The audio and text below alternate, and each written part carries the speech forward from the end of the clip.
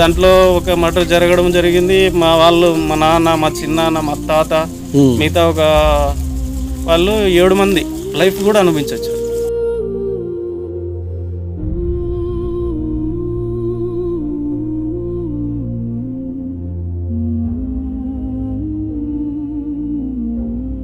అదే రోజు ఉన్న ఆన్లైన్ ప్రైస్ కి కొంటారు. మరిన్ని వివరాలు కింద ఉన్న నెంబర్ కాల్ చేసి తెలుసుకోండి. నమస్తే, ఎలా ఉన్నారు? ఓకే, చెప్పండి. వెంకట్రాముడు, మీది ప్రాపర్ ఇక్కడేనా? కసాపురమేనా? నేటివ్ కసాపురం. మీ ఫాదర్ దగ్గర నుంచి కానీ? తాతకాలం నుండి. ఓకే, మీ ఫాదర్స్ ఏం చేసేవాళ్ళన్నా? వ్యవసాయ కుటుంబమేనా? వ్యవసాయ కుటుంబం. ఏం పేరు మీ నాన్న పేరు? మా నాన్న పేరు గంతుల జయరాముడు. గంతుల జయరాముడు. ఆయన ఏమైనా చదువుకున్నారా గతంలో? ఏదైనా రాజకీయంగా ఉన్నారా మీ నాన్న? ఏం లేరు. వ్యవసాయం ఫ్యామిలీ. వ్యవసాయ కుటుంబ ఫ్యామిలీ. ఎన్ని ఎకరాల భూమి ఉండేది? మాకి ముగ్గురు, మా తాతకు ముగ్గురు అన్నదమ్ములు. వాళ్ళకి దాదాపుగా 48 ఎకరాల భూమి ఉంది. 48. మీ జేజ్ తాతక? మా జేజ్ తాతకి, మా తాతకి గంతుల అంజనయ్య. ఓకే, మీ నాన్నకు? మా నాన్నకు 8 ఎకరాలు వచ్చింది. 8 ఎకరాలు వచ్చింది. మీ నాన్నకి ఎంతమంది సంతానం? 4 కొడుకులు. 4 కొడుకులే. 4 కొడుకులు. ఓకే, మీరు ఎన్నో సంతానం? రెండవ సంతానం. ఇంకా మిగతా ముగ్గురు ఏం చేస్తారన్న? వ్యవసాయమేనా ఇప్పుడు కూడా? ఇప్పుడు ముగ్గురు అయితే మేము వ్యవసాయం చేస్తాము. ఒక అతను హ్యాండిక్యాప్డ్, ఆ పిల్లోడు ఆర్డిటీలో జాబ్ చేస్తాడు. RDT, right. ఎక్కడ? అనంతపురం, ఆదోని. రైట్. మొత్తానికి మీరు రెండవ సంతానం. వాళ్ళైతే ఎవరు రాజకీయంగా అయితే ఎవరు లేరు, మీరు మాత్రమే రాజకీయంగా ఎంట్రీ. మీరు అంటే రాజకీయాల్లోకి మీ ఎంట్రీ ఎప్పుడు బీజం పడింది ఇక్కడ? 2006 నుంచి ఎంపీడీసీ కండక్ట్ చేయాలనే ఆలోచన అప్పటి నుంచి నేను రావడం జరిగింది. ఓకే, అంటే ఎలా మీకు ఎంపీటీసీగా ఇలా రాజకీయాల్లోకి రావాలని, అంటే ఎంపీటీసీగా రావాలని ముందే రాజకీయాల్లో తిరిగే వాళ్ళ? లేదా ఎక్కడి నుంచి స్టార్ట్? అక్కడి నుండి స్టార్ట్. ఓకే, ఎంపీటీసీ అంటే ఒక రంగా టీవీ హౌస్ అని అక్కడ ఉంది. నేను పెళ్లి కాలేనప్పుడు రంగా టీవీ హౌస్ అని షోరూమ్ ఉంది, టీవీ షోరూమ్. దాంట్లో నేను వర్క్ చేస్తుండేవాడిని. టీవీ షోరూమా? టీవీఎస్ షోరూమా? TV showroom. Ranga TV house అంటే గుంటకల్లో ఫేమస్. ఓకే, ఆ షోరూమ్ లో నేను సేల్స్ మ్యాన్ గా పనిచేస్తుంటే. షోరూమ్ లో పనిచేస్తాను. ఓకే. అప్పుడు 2004లో కాంగ్రెస్ గవర్నమెంట్ వచ్చింది. తర్వాత ఎంపీటీసీ సర్పంచ్ ఎలక్షన్లు రావడం జరిగింది. ఓకే. అంటే అక్కడ కొంచెము ఈడ కసాపురంలో కొంచెం ఫ్యాక్షన్ విలేజ్ అనేది ఒక ముద్ర పడిపోయింది. కసాపురానికి ఒక ఫ్యాక్షన్ విలేజ్ అని ఆ రోజు నుంచి చాలా, మా తాతకాలం నుండి. మీకుందా ఫ్యాక్షన్? మా తాత నుంచి ఫ్యాక్షన్ అనేది అప్పటి నుంచి ఉంది. ఓకే, మీ తాత దగ్గర నుంచి? మా తాత దగ్గర నుంచి ఫ్యాక్షన్ అనేది. ఎందుకోసం ఫ్యాక్షన్ అయిందన్న? అప్పుడు ఏముందన్నా, ఇప్పుడు ఉంది కదా. ఇంకా అప్పట్లో మీ తాత ఘాట్ నుంచి ఫ్యాక్షన్ అన్నారు కదా, మీ తాత వాళ్ళు ఎందుకు ఫ్యాక్షన్లో ఇరుక్కోవటం జరిగింది? ఫ్యాక్షన్ అంటే ఇప్పుడు మా తాత అంటే కొంచెం పెద్దరికంగా ఉండేవాడు. ఏదైనా కొంచెం సమస్యలు ఏదైనా వస్తే ఇట్లా వచ్చినావు అంటే ఆ మనిషి కొంచెం మొండితనం ఎక్కువ. గ్రామ స్థాయిలో పెద్దరికంగా. ఓకే. ఎవరైనా కొంచెం సమస్య వచ్చిందనుకో, ఏదైనా వాళ్ళ వీళ్ళ వల్ల వచ్చిందనుకో, అది ఇంకా మీదకి వేసుకోవడమే. అదే ఏదైనా అంటే జెన్యూన్ గా ఏదైనా కూడా ఇంకా పూర్తిగా వదిలిపెట్టే ప్రసక్తి. వదిలిపెట్టే రకం కాదు. ఇంకా అక్కడి నుంచి అక్కడ నారాయణప్ప వాళ్ళు అని చెప్పేసి అక్కడ ఒక వర్గం ఉండింది. ఇదే కసాపురం. ఓకే. ఇంకా ఏదో అప్పటి నుంచి కొంచెం అతని నుంచి ఇద్దరికి వాళ్ళు కూడా ఏదైనా పెద్దరికంగా అతను గ్రామానికి కొంచెం అక్కడ కూడా పంచాయతీలకు వెళ్ళేవాళ్ళు. అక్కడ వాళ్ళు వెళ్ళేవారు, ఇక్కడికి వస్తుండేవారు. అదేలేండి. అలానే వాళ్ళని అవతల వాళ్ళు వెనకేసుకు రావడము, యువతల వాళ్ళని తను వెనకేసుకు రావడము, అలాంటి దానివల్ల కొంచెం అప్పుడు ఏ పార్టీలు అయితే పార్టీలు అయితే వ్యవసాయంగా పనిచేస్తూ గ్రామ స్థాయిలో ఇలాంటి సమస్యలు పెద్దరికంగా పనిచేసేవాళ్ళు. ఏదైనా వచ్చిన పంచాయతీలని తెంపే భుజానికి వేసుకునేవాడు. ఓకే. పేరు గంతుల అంజనయ్య. అక్కడ నుంచి ఇంకా ఫ్యాక్షన్. అది దాంట్లో ఒక మర్డర్ జరగడం జరిగింది. మా వాళ్ళు, మా నాన్న, మా చిన్నాన్న, మా తాత, మిగతా ఒక వాళ్ళు 7 మంది లైఫ్ కూడా అనుభవించొచ్చారు. లైఫ్ పడింది. ఓకే. రుద్రయ్య అని చెప్పేసి అవతల వాళ్ళ తిరుగుతుండ్రి, అది జరగడం కూడా జరిగింది. ఓకే. మరి ఫ్యాక్షన్లో చాలా వరకు మీ ఫ్యామిలీకి సంబంధించి ఏ ప్రాణాలు ఏదైనా మా పోగొట్టుకోవడం ఫ్యామిలీకి సంబంధించిందంటే ప్రాణాలు అయితే పోలేదు. అవతల రుద్రయ్యన అయితే అక్కడ యువతల వాళ్ళు కొంచెం చంపడం అయితే జరిగింది. దానివల్ల లైఫ్ కూడా అనిపించడం జరిగింది. మా తాత, మా నాన్న, మా చిన్న ఓకే. లైఫ్ అనుభవించి బయటకు వచ్చారా? బయటకు వచ్చారు. ఓకే. మీ నాన్న కూడా? మా నాన్న కూడా. ఓకే. ఉన్నాడా మీ ఫాదర్ ఇప్పుడు? లేదు, డైట్ చనిపోయాడు. డెత్. ఓకే. ఓకే. అంటే మీరు ఈ ఫ్యాక్షన్కి సంబంధించి మీ నాన్నకు లైఫ్ పడింది. అవును. ఈ ఫ్యాక్షన్కి సంబంధించి మీ నాన్న జైల్లో ఉండేటప్పుడు కానీ, ఈ వ్యవసాయం చేసుకునేటప్పుడు కానీ ఎలాంటి ఇబ్బందులు ఫేస్ చేశారన్న మీరు? చాలా ఇబ్బందులు ఫేస్ చేస్తాం. మీ చిన్నగా ఉన్నాం, పిల్లలు చిన్నాం. నేను మా అన్న ఒక ఫస్ట్ సెకండ్ 2వ తరగతిలో ఉన్నప్పుడు ఇదైంది. ఓకే. నేను 1వ క్లాస్లో ఉన్నప్పుడు మా నాన్న లైఫ్ వెళ్ళి చిన్న పిల్లలు. ఓకే. ఇక్కడ మా అమ్మమ్మలు నంచర్ల పక్కనే, మా నంచర్ల విలేజ్. మా పొలాలకి దగ్గరలోనే 2 కిలోమీటర్లు. మా మేనమామలు, మా తాత వాళ్ళు అక్కడ 3 అన్నదమ్ముల వాళ్ళు. ఓకే. మా మేనమామలు, మా తాత వ్యవసాయం అంతా మొత్తం వాళ్ళే చూసుకునేవారు. మీరు చిన్న వయసులో మీ నాన్న జైలుకి వెళ్ళిపోయాను. ఓకే. మంచి ఇబ్బందులే ఫేస్ చేశారు. చాలా ఇబ్బందులు ఫేస్ మీరు ఆ టైంలో మీ నాన్న అంటే 1వ తరగతి అంటే ఎప్పుడు బయటకు వచ్చాడన్న మరి? నేను ఇంటర్మీడియట్ సెకండ్ ఇయర్లో వచ్చినాడు. Intermediate second year. జైలుకి వెళ్ళేవారా మీ నాన్న చూసేకి ఎప్పుడైనా? ఎక్కడ? హైదరాబాద్ కచ్చిగూడ, చెంచల్గూడ సెంటర్ జైల్లో ఉన్నాడు. అక్కడ నుంచి మళ్ళీ కడప సెంటర్ జైలుకి వచ్చారు. మళ్ళీ సత్ప్రవర్తనకి మళ్ళీ ఇక్కడ అనంతపూర్ ఓపెనర్ జైలుకి రావడం కూడా జరిగింది. ఓకే. ఇంకా లైఫ్ పూర్తిగా అనుభవించి వచ్చారు 12 సంవత్సరాలు. జైలు దగ్గరికి చూడడానికి పోయి వచ్చేవాళ్ళం. ఓకే. రైట్. ఓకే. అంటే మొత్తానికి మీ ఫ్యామిలీకి సంబంధించి ఫ్యాక్షన్ చరిత్ర కూడా ఉంది సాధ్యమైనంత వరకు. మీ తాత కాట నుంచే ఫ్యాక్షన్ రన్ అయింది. ఓకే.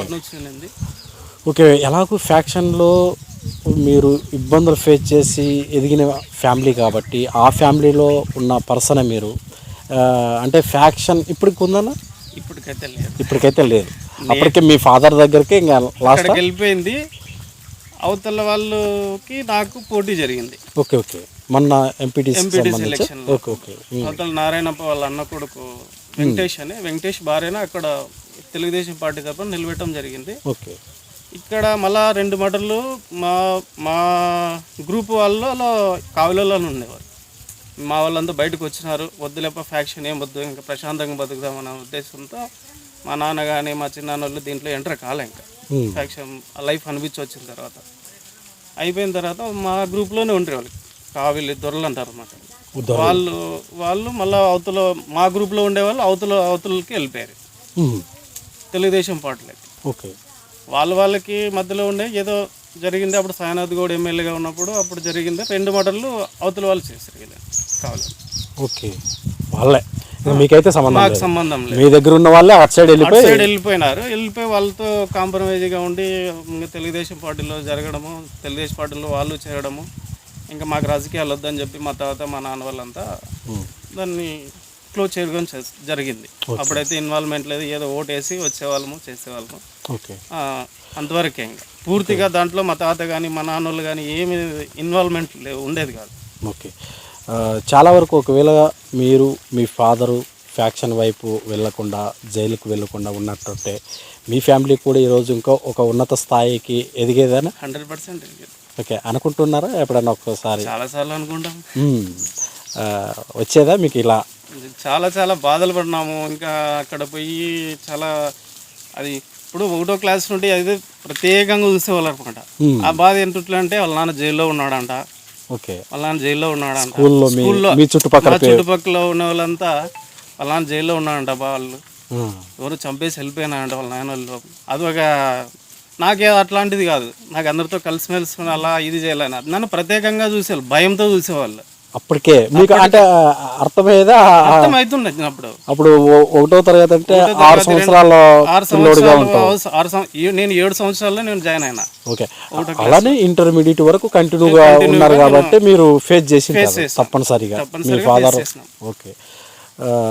సరే. మరి ఇప్పుడైతే ఎంపీటీసీగా మీరు అంటే 2006 2006 2006లో మీరు అప్పుడు కాంగ్రెస్ పార్టీ కాంగ్రెస్ గవర్నమెంట్ వచ్చింది. 2006లో నేను ఎంపీటీసీ. కాంగ్రెస్ పార్టీ పరంగా ఉన్నారా? కాంగ్రెస్ పార్టీ. ఓకే, కాంగ్రెస్ నుంచి మా తాతగాల నుండి అప్పటి నుండి కాంగ్రెస్ పార్టీ నుంచి మీరు ఎంపీటీసీగా కూడా కాంగ్రెస్ పార్టీ బలపరిచినటువంటి వ్యక్తిగానే ముందుకెళ్ళారు.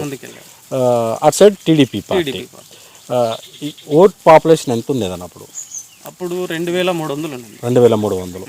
ఎన్ని ఓట్ల మెజార్టీతో గెలవడం? 384 ఓట్ల మెజార్టీతో గెలుతాను. 384. Okay, 384 majority. ఓకే.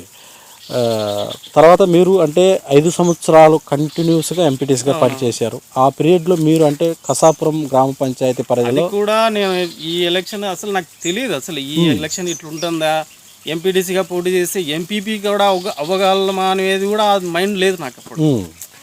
అక్కడ ఇది ఊర్లో నిలబడడానికే ఛాన్స్ లేదు అప్పుడు. ఓకే. ఇనామ్ గవర్నమెంట్ ఫామ్లో ఉన్నా కూడా గవర్నమెంట్ ఫామ్ ఉంది. 2004లో రాజశేఖర రెడ్డి గవర్నమెంట్ వచ్చింది. అక్కడ నిలవతమ్మ ఎమ్మెల్యేగా ఉన్నారు, కానీ ఇక్కడ నిలబడే పరిస్థితి లేదు. ఓకే, కసాపురంలో నిలబడే పరిస్థితి లేదు. కానీ అన్ని కులాలు కూడా మాకు సపోర్టింగ్గా ఉన్నాయి. కాంగ్రెస్ అంతమంది సపోర్టింగ్గా ఉంది, కానీ అక్కడ నిలబడడానికి కూడా ఛాన్స్ లేకున్నట్లుంది.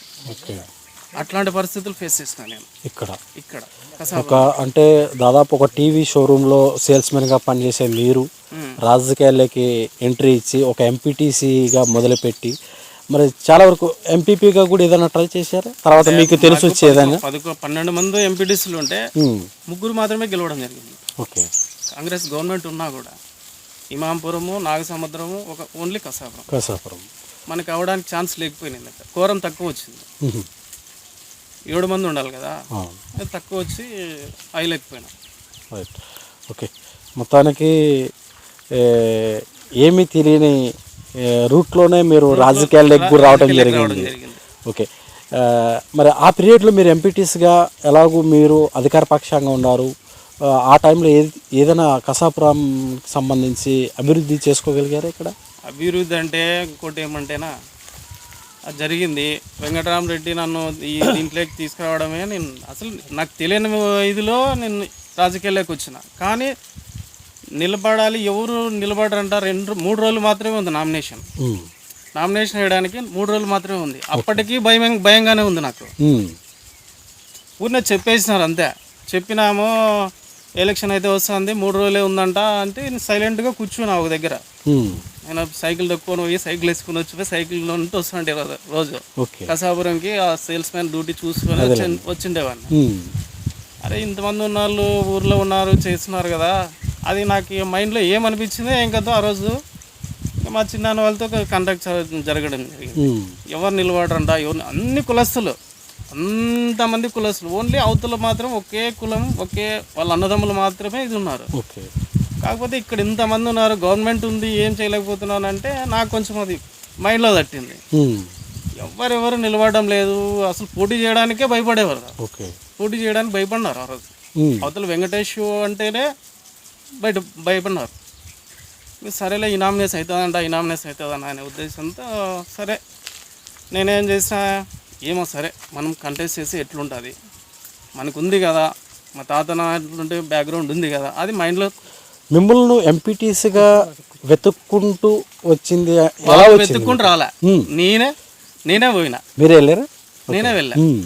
నా ఇంటి దగ్గరికి వచ్చి నువ్వు నిలబడరా, నువ్వు ఎంపీటీసీగా నిలబడరా అని చెప్పేసి నేను అసలు ఎవరికి కసాపురంలో వెంకటరాముడు అంటే ఎవరు, వాడు గంతులైన మనోడు అంటప్ప, వాడు జయరాముడు కొడుకు అంటే తెలుసు. కానీ వాళ్ళు వచ్చి నా ఇంటి దగ్గరికి వచ్చి నువ్వు నిలబడరా, నువ్వు ఎంపీటీసీగా నిలబడే వాళ్ళు ఎవరు లేరు, నువ్వు నిలబడరా అని నా ఇంటికాడికి వచ్చిన సందర్భం లేదు. నా అంతటి నేనే పోయినా. ఆ రోజు నైట్ పోయినా. మా చిన్నాయనతో ఇంకోటి చిన్న ఉన్నాడు, రామాంజనేయులు అని. అతని దగ్గర ఏం చిన్న ఎవరు నిలబడరా అన్న. ఎవరు నిలబడడం లేదా, ఏం చేయాలో అర్థం కాకున్నట్లుంది, అవతల వాళ్ళంటేనే భయపడుతున్నారు, యువతలు ఇంతమంది ఉండుకోండి కూడా మనం నిలబడలేకపోతున్నాము అని చెప్పేసి అంటే సరే నేను నిలబడతాను అన్న. ఎందుకు అట్లా నిర్ణయం తీసుకున్నాను అంటే, ఇంక ఊళ్ళో అంతో ఎంతో మనకి పేరు ఉంది, ఇంకోటి ఉంది, ఎవరు నిలబడమంటే ఎట్లయితుంది, మనకు పార్టీ ఉంది, ఇంకోటి ఉంది చేసి ఇంకెప్పుడు నువ్వు తిరగలేదు పెట్టలేదు కదా, నీకు ఓటు నువ్వు తిరగలేదు పెట్టలేదు అంటే ఏమో నాకు తెలియదు, నేను నిలబడాలనుకున్నా, మీరంతా సపోర్టింగ్గా ఉంటే నేను నిలబడతాను అన్న. సరే ఆ రోజంతా నైట్ అంతా ఇది చేయడం జరిగింది, ఇంకో చిన్న అంతా ఆలోచన చేయడం జరిగింది. వాళ్ళిద్దరూ ఇట్లే వెంకటరెడ్డి వాళ్ళ ఇంట్లో కూర్చున్నామంతా. ఈ కసాపురం వెంకటరెడ్డి అంటే కొంచెం మాకందరికి ఆ గ్రూప్ లీడర్గా ఉండేవాడు అప్పట్లో కాంగ్రెస్ పార్టీ. ఓకే. అతని దగ్గర వాళ్ళ ఇంట్లో కూర్చోవడం ఉంటే, అబ్బా ఎవరు నిలబడకంటే ఎట్లయితుంది ఆ పరిస్థితి, ఎందుకు మనకి పార్టీ పెట్టుకొని అక్కడ ఎమ్మెల్యే గారు ఏమన్నా మీరు ఇంకా అన్ని క్యాండిడేట్లు అంతా ఇదైపోయినారు, మీ కసాపురమే ఎందుకు ఇంకా ఇంతవరకు క్యాండిడేట్లు నిలబెట్టుకుంటే ఎట్లా పరిస్థితి, మాకుంటే ఉండే హోప్స్ అన్ని కసాపురం మీద ఉన్నాయి, మీరు ఇంతవరకు నిలబెట్టలేదంటే అంటే నన్ను పిలుచుకొని పోయినారు. ఓకే. నన్ను పిలుచుకొని పోయినారు. వెంకటరెడ్డి వాళ్ళ ఇంట్లో కూర్చున్నాం. కూర్చుంటే సరే ఎవరు నిలబడమంటుకున్నారు కదపా, మా లక్ష్మణ మా చిన్న నుండి మా అన్న కొడుకు ఈ పిల్లోడు ఆడ దాంట్లో పని చేస్తాడు, అది వద్దు ఇది నిలబడతాడు చూడండి అని చెప్పినాడు. ఓకే. ఎవరబ్బా ఆడు నిలబడే అయిపోయి వెంకటరెడ్డి లేపన్నాయి, పైకి లేచి నిలబడినా. నిలబడితే అరే నువ్వు నిలబడతావా అన్నాడు. సరే రెడ్డి నేను నిలబడతాను అన్న, మీరందరూ సపోర్టింగ్గా ఉంటే నేను నిలబడతాను అన్నాడు.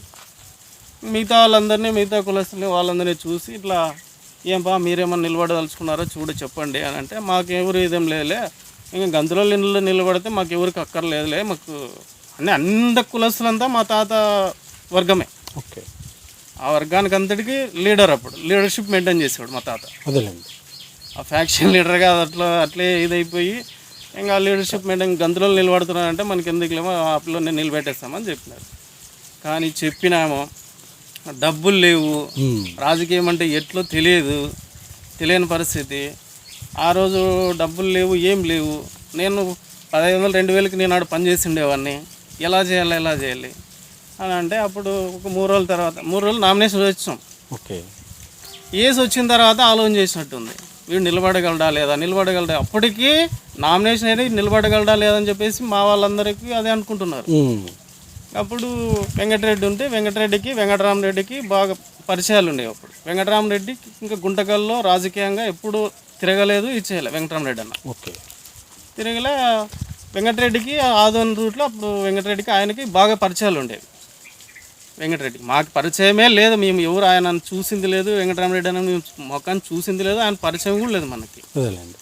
ఆయన దగ్గరికి పిలిచి ఎందుకు భయపడతారా నువ్వు, అన్నున్నాడు వెంకటరామరెడ్డి అన్న, నాకు బాగా టచ్లో ఉన్నాడు, పోదాం పండు అని చెప్పి మేము అంతా ఒక 30 మంది 40 మంది పోయినాం. ఇంకా ముందర ఆఫీస్ లేదు, పైన ఇది లేదు, ఒంటరిగా ఏదో కాంట్రాక్టుల కోసం అన్న గుంటకల్కి ఆదోనికి వస్తుండేవాడు, రైల్వే కాంట్రాక్టులు చేస్తుండే వెంకటరామరెడ్డి అన్న.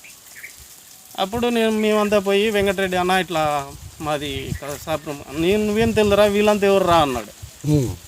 అన్న కసాపురంనా ఇట్లా ఎంపీటీసీగా పోటీ చేస్తున్నాడు వీడు, ఇతనే వెంకటరాముడు ఈ పిల్లోడు అంటే, ఏం రా నువ్వు పోటీ చేస్తావా నువ్వు అన్నాడు.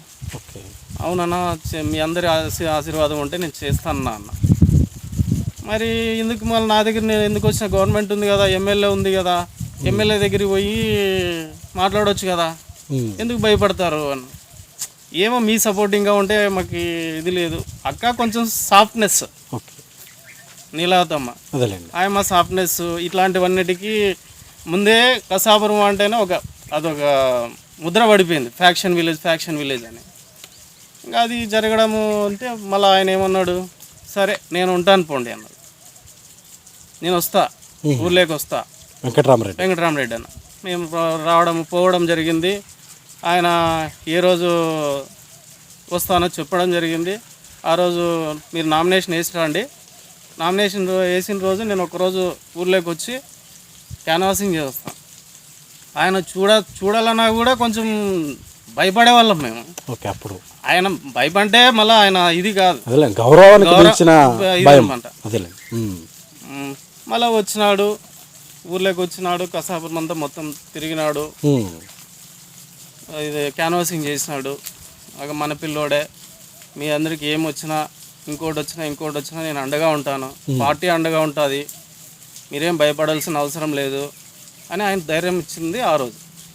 కసాపురానికి ధైర్యం ఇచ్చింది ఆ రోజు. ఒక మీ ఫ్యామిలీకి కాదు, మీకు కాదు, టోటల్గా మీ పంచాయతీకే ఓకే చాలా ధైర్యాన్ని ఇచ్చాడు వెంకటరామరెడ్డి. ఓకే.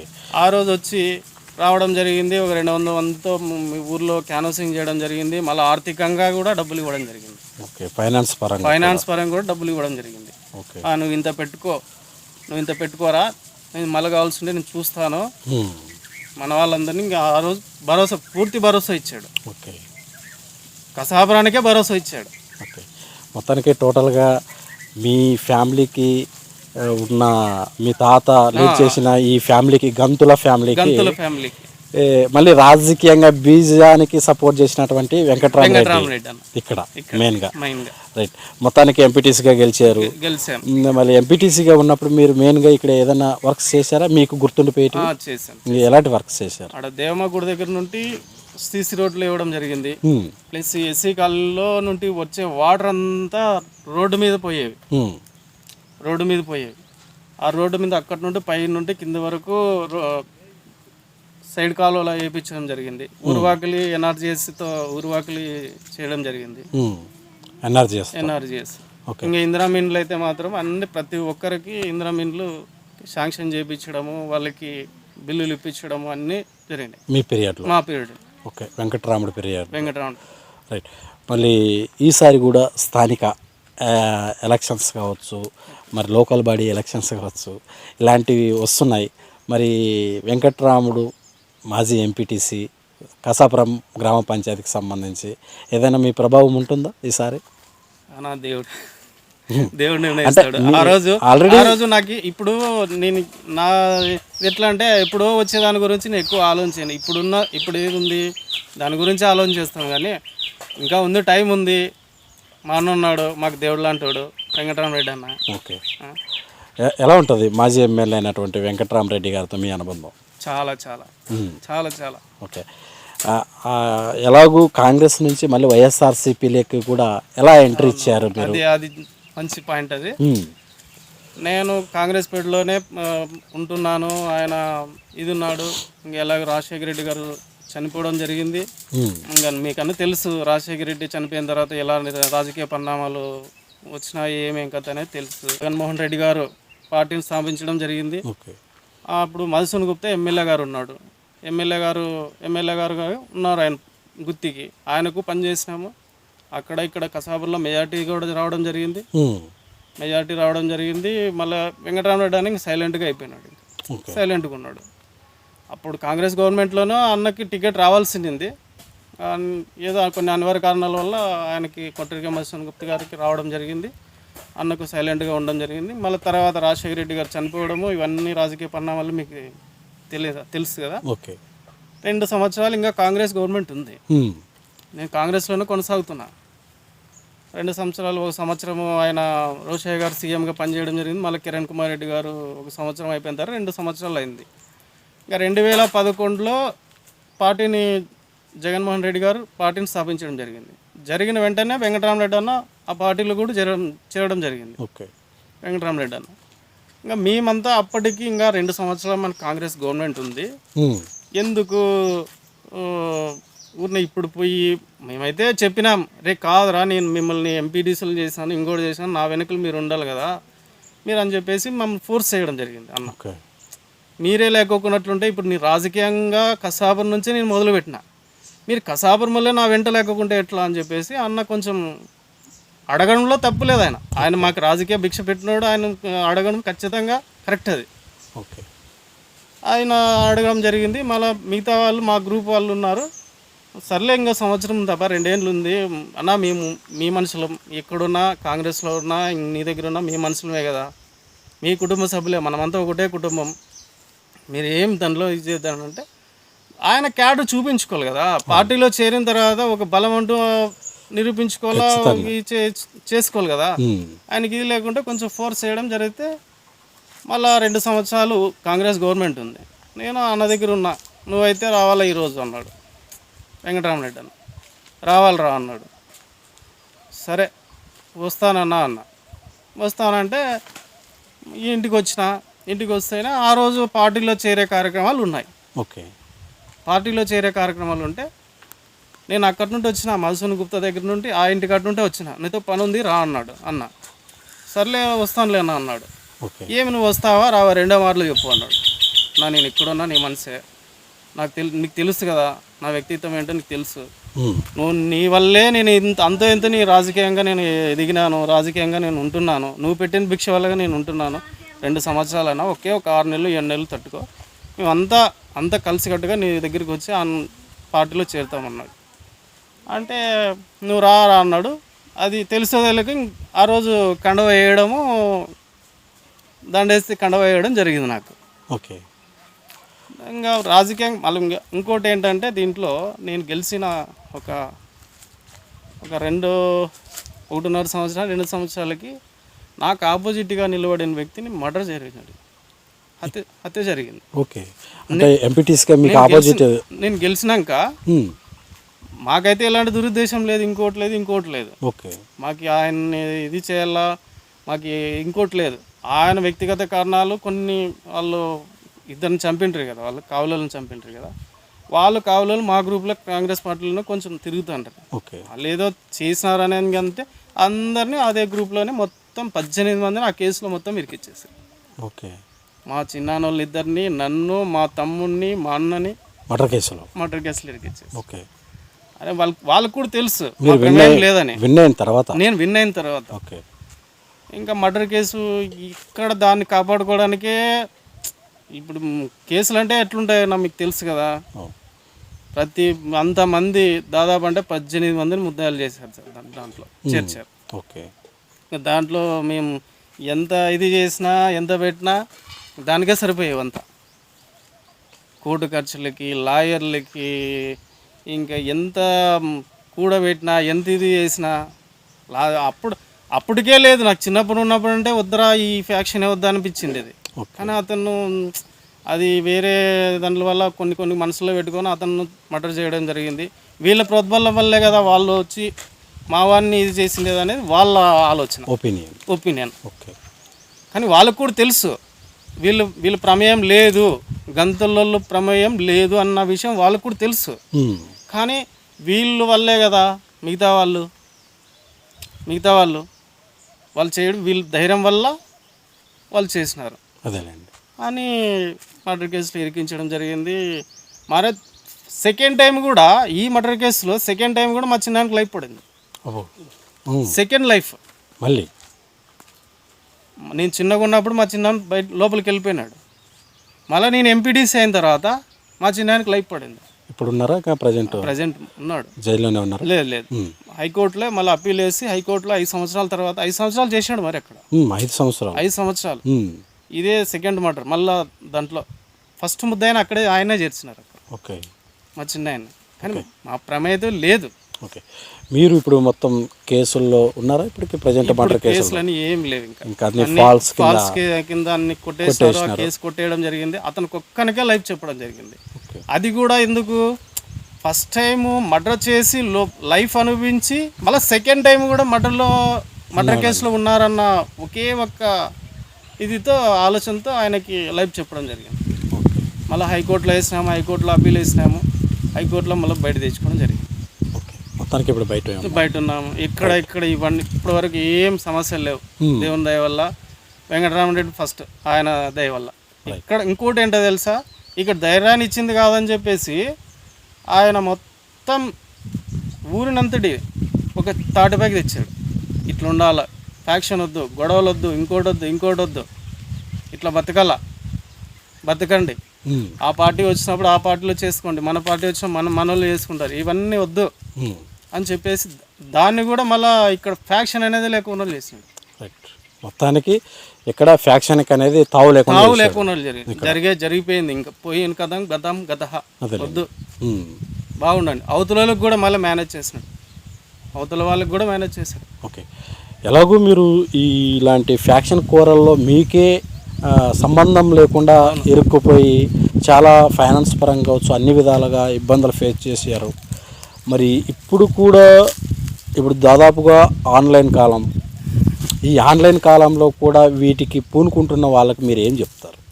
అన్నా వద్దన్నా, మేము పడిన కష్టము, ఎస్పెషల్లీ నేను పడను, మా కుటుంబాలు ఎన్నో చాలా చతికిలు పడిపోయినాయి ఫ్యాక్షన్ కూరల్లో ఇరుక్కొని, జీవితాలే నాశనం అయిపోయినాయి. ఓకే. వద్దు. మేము పడ్డ కష్టము, మేము పడ్డ ఇది ఇంకొకళ్ళకి కల్లో కూడా ఊహించుకోకూడదు అలాంటి. రైట్. ఓకే. మరి లోకల్ బాడీ ఎలక్షన్స్ ఇవన్నీ వస్తున్నాయి. ఆల్రెడీ గ్రామ స్థాయిలో ఎంపీటీసీగా చేశారు. మీరే అన్నారు మీ నోటి వెంట ఎంపీటీసీగా పోటీ చేస్తే ఎంపీపీగా కూడా అవకాశం వస్తుంది అనేది కూడా నాకు ఆ రోజు తెలియదని మీరే అంటున్నారు. మరి ఈసారి ప్రాపర్గా అన్ని విధాలుగా రాజకీయాల్లోకి అడిగిపెట్టి దాదాపుగా రాజకీయాలు ఎలా ఉంటాయనేది కూడా తెలుసుకున్నారు. మరి లోకల్ బాడీ ఎలక్షన్స్ జెడ్పీటీసీ కావచ్చు, ఎంపీపీలు కావచ్చు, మళ్ళీ సర్పంచ్లు కావచ్చు, ఇవన్నీ వస్తున్నాయి. మరి మీ ఆలోచన విధానం దేని మీద ఉంది? ఈ దాని మీద నాకు ఎక్కువ ఇంట్రెస్ట్ లేదన్న. ఇప్పుడు ఒకటి చెప్తా, నాకు ఉండేదంట జగన్మోహన్ రెడ్డి గారిని సీఎంగా చూడాలని, ఇంకొకసారి సీఎంగా చూడాలని, వెంకటరామరెడ్డి అని ఎమ్మెల్యేగా చూడాలని. ఓకే. ఒకవేళ మీకు పార్టీ ఏదన్నా గుర్తించి మళ్ళీ జెడ్పీటీసీ గానో లేదంటే ఎంపీటీసీగా మళ్ళీ ఎంపీటీసీ గానో లేదంటే సర్పంచ్ గానో అవకాశం ఇస్తే ముందుకు వచ్చే ఛాన్సెస్ ఉన్నాయి? పార్టీ నిర్ణయిస్తాను అన్న అన్నున్నాడు పెద్ద ఆయన. ఓకే. ఆయన ఏది నిర్ణయిస్తే ఆ సార్ అయితే వెతుక్కుంటూ వెళ్ళారు, ఎంపీటీసీగా పోటీ చేయాలి, ఎనానిమస్ చేయకూడదనే ఉద్దేశంతో మీరు ముందుకెళ్ళారు. ఆ రోజు మీరు చెప్పిన విధానంలో ఎక్కడో ఒక చోట వెంకటరామరెడ్డి గారు మీకు ఒక బ్యాక్ బోన్గా నిలబడి ఫైనాన్స్గా సపోర్ట్ చేసి ఒక ఎంపీటీసీగా మళ్ళీ కసాపురానికి వెంకటరాముని చేసి పెట్టారు. ఓకే. మళ్ళీ అలాంటి సపోర్ట్ మళ్ళీ మిమ్మల్ని ఏదైనా అంటే అప్పుడు మీరు వెతుక్కుంటూ వెళ్ళారు, ఇప్పుడు మళ్ళీ మిమ్మల్ని ఏదైనా వెతుక్కుంటూ వస్తే ఏం చేస్తారు?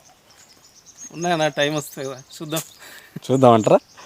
రైట్. మొత్తానికి అంటే గ్రామ స్థాయిలో ఉందా మీ ఆలోచన, మండల స్థాయిలో ఉందా? నాకు గ్రామ స్థాయిలోనే ఉండదు. గ్రామ స్థాయి, గ్రామాన్ని ఇది చేసుకోవాలా, గ్రామాన్ని కొంచెం ఇంకా ఇది చేయాలనే ఉద్దేశం నాకు. మండలం ఇంకోటి అవసరం లేదంటారు? ఉండొచ్చు దానికి. ఓకే. అది ఆశ అనేది మనిషికి ప్రతి ఒక్కడికి ఉంటుంది, కానీ అత్యాశ ఉండకూడదు. అదేలేండి, అత్యాశ అవసరం లేదంటారు. ఆశ ఉండొచ్చు, అత్యాశ అవసరం లేదు. రైట్. మరి ఇప్పుడు ఏపీలో కూటమి ప్రభుత్వం నడుస్తుంది. సీఎంగా నారా చంద్రబాబు నాయుడు గారు కొనసాగుతున్నారు. ఈయన ముందు 3 సవాళ్ళు ఉన్నాయి. మరి పోలవరం ప్రాజెక్ట్ అయితేనేం, అమరావతి అయితేనేం, సూపర్ 6 పథకాలు అయితేనేం, ఇవి 3 ఈయన పీరియడ్లో పూర్తి చేయగలడు అనే నమ్మకం గ్రామ స్థాయిలో ఒక వైఎస్ఆర్సీపీ లీడర్గా మీకుందా? లేదన్నా. అంటే ఒక వైఎస్ఆర్సీపీ లీడర్గా ఉండడం వల్లే లేదంటారా? లేదు, నేను నా వ్యక్తిగతంగా నేను చెప్తున్నా. కానీ సూపర్ 6 పథకాలు ఏ అమలు అవుతున్నాయన్నా? సూపర్ 6 ఆల్మోస్ట్ అమలు చేశారు. ఒక ఏదో స్త్రీకి సంబంధించి 18 ఏళ్ళ అదొక్కటే పెండింగ్ ఉంది అని చెప్పి వాళ్ళు అంటున్నారు. ఇంకా ఆల్మోస్ట్ ఫుల్ఫిల్ అయినట్లే సూపర్ 6. మొత్తానికి కంప్లీట్ చేయగలడా? చేయలేడు అంటారు. రైట్. మరి పెద్ద ఇదితో ఇది అమరావతి అనేది లక్షల కోట్లు కావాలి. ఇప్పుడున్న మన బడ్జెట్కి, మన ఉన్న రాష్ట్ర బడ్జెట్కి ఎక్కడ ఉన్న ఇంకా అప్పులు చేసే దాంట్లో ఉన్నారు, కానీ దాన్ని ఇది చేయాలనే ప్రతి ఒక్కరి నెత్తిపైన ఇంకా భారం పెరుగుతూనే ఉంది. ఇంకా ప్రజలపైన భారం పెరుగుతూనే ఉంది, కానీ తగ్గించే ఇది చేయడంలే. ఓకే. రైట్. మరి సినిమాలు చూస్తుంటారా మీరు? తక్కువ. ఒకవేళ చూస్తే ఎవరి సినిమాలు ఎక్కువ చూస్తుంటారు? ఎవరికైనా అభిమానిగా ఉన్నారా వెంకటరాముడు? నేను చిరంజీవి అంటే చాలా అభిమానం. నాకు చిరంజీవి చిన్నప్పటి నుంచి చిరంజీవి గారు అంటే చాలా అభిమానం. ఏ సినిమా బాగా చూసింటారు? Gang leader. ఓకే. మళ్ళీ చిరంజీవి గారు తమ్ముడైనటువంటి మరి జనసేన అధినేత చాలా వరకు అంటే రాజకీయాల్లోకి వచ్చి సినిమా రంగం నుండి రాజకీయాల్లోకి వచ్చి చక్రం తిప్పిన వాళ్ళు చాలామందిని చూసాం. అదే కోవకు సంబంధించిన పర్సనే మరి జనసేన అధినేత, ఇప్పుడు present deputy CM Konidela Pawan Kalyan గురించి మాట్లాడదలుచుకుంటే ఏం మాట్లాడతారు మీరు? ఏముందన్నా ఆయన గురించి మాట్లాడడానికి, ఏముంది మాట్లాడడానికి చెప్పు. ఓకే. అంటే చిరంజీవి అభిమాని అన్నారు, ఆయన తమ్ముడుగా ఏం మాట్లాడతారు? రాజకీయాలు వేరు, అభిమానం వేరు. ఓకే. అభిమానిగా ఏం మాట్లాడతారు, రాజకీయాలుగా ఏం మాట్లాడతారు? నేను రాజకీయంగా చిరంజీవిని కూడా ఒప్పుకోను. నేను ఓకే. రాజకీయ పరంగా చిరంజీవిని కూడా ఒప్పుకోను, పవన్ కళ్యాణ్ ఒప్పుకోను. ఓకే. నాకు పవన్ కళ్యాణ్ అన్న ఇష్టం సినీ ఫీల్డ్లో. రాజకీయంగా మీరు వాళ్ళని ఎందుకు ఒప్పుకోవట్లేదు? వాళ్ళలో రాజకీయంగా ఏది నచ్చట్లేదు? అంటే ఇప్పుడు ఒక పార్టీని పెట్టిన నాయకుడు, ఒక పార్టీని ఇప్పుడు 175 నియోజకవర్గాలు ఉన్నాయి, ఒక పార్టీ అధినేత. నువ్వు మొన్నటి వరకు నేను ఒంటరిగా పోటీ చేస్తా అన్నారు. మిగతా కార్యకర్తలు 21 సీట్ ఆశించారు. మిగతా వాళ్ళు 11 సంవత్సరాల నుండి నీ జెండా మోసిన వాళ్ళు ఒక జెండా మోస్తుండే అప్పటి వరకు. ఇప్పుడు 3 జెండాలు మోపిస్తున్నావు. అందుకని నాకు నచ్చట్లే రాజకీయం. రైట్. అంటే పార్టీ పెట్టి వేరే పార్టీలతో కుమ్మక్కయ్యి మిగతా వాళ్ళ పరిస్థితి ఏంటి? మిగతా వాళ్ళు అంతమందిని ఇది చేసినట్టే కదా. రైట్. ఓకే. మరి ఇప్పుడున్న పరిస్థితుల్లో కూటమి ప్రభుత్వం మరి మీ నియోజకవర్గ పరిధిలో కావచ్చు, మీ గ్రామ పంచాయతీ పరిధిలో కావచ్చు, దాదాపుగా పంచాయతీ శాఖ తీసుకున్న తర్వాత పవన్ కళ్యాణ్ గారు గ్రామాల్లో అభివృద్ధి పరిగెడుతున్నాయని చెప్పి కూడా ఆయన అంటున్నారు. మరి మీ గ్రామంలో ఎంతవరకు అభివృద్ధి పరిగెడుతుంది? చూసిరి కదన్నా ఇట్లా వచ్చేటప్పుడు ఓకే, ఎంత మాత్రం పరిగెడుతుంది అనేది ఇప్పుడే జస్ట్ మనం ఇట్లా వచ్చే దారిలోనే ఎంతవరకు పరిగెడుతుంది అనేది మీరే చూస్తున్నారు కదా. Okay, right. అంటే మెయిన్గా ఇప్పటికీ మీ పంచాయతీ పరిధిలో మీరు ఆల్రెడీ ఎంపీటీస్గా చేశారు కాబట్టి ఇప్పటికీ ప్రజెంట్ ఉన్న సిచ్యువేషన్లో కూడా ఎలాంటి ఇబ్బందులు ఉన్నాయి ఇక్కడ? ఒకవేళ ప్రభుత్వం దృష్టికి తీసుకెళ్లాలనుకుంటే ఇక్కడ నుంచి ఎలాంటి వాళ్ళ దృష్టికి తీసుకెళ్లారు మీరు ఇక్కడ నుంచి? ఇది అనేది అండర్ గ్రౌండ్ డ్రైనేజ్ అనేది ఎప్పటి నుంచో కలనా ఇక్కడ ఊరికి కసాపురం పంచాయతీ అదొక్కటి అండర్ గ్రౌండ్ డ్రైనేజ్ వచ్చిందంటే ఎక్కడ చూసినా కూడా కొంచెం ఇది అనేది కనపడుతుంది. కానీ అండర్ గ్రౌండ్ డ్రైనేజ్ అనేది నాకు పెద్ద కళ, మా ఊరి కళ. ఓకే, ఇది మెయిన్గా సమస్య, మెయిన్ సమస్య ఈ పంచాయతీ, మీ పంచాయతీకి సంబంధించి. రైట్. ఓకే. మరి జగన్మోహన్ రెడ్డి గారు ఎలక్షన్కి ముందు అంటే దాదాపు 175కి 175 అంటే 175 అనే నినాదంతో ఒక ఎజెండాతో ముందుకు వచ్చారు ఎలక్షన్స్కి. దాదాపుగా 11 సీట్లకు పరిమితమై పార్టీ మొత్తం కుప్పకూలింది. దీనికి మెయిన్ రీజన్ ఏమంటారు అన్న? రీజన్ అంటే ఏమంటేనా, వాళ్ళు తక్కువ చేసినారు, ఎక్కువ చెప్పుకున్నారు. మేము ఎక్కువ చేసినాము, తక్కువ చెప్పుకోలేకపోయినాం మేము. ఓకే, చాలా చేసినాం.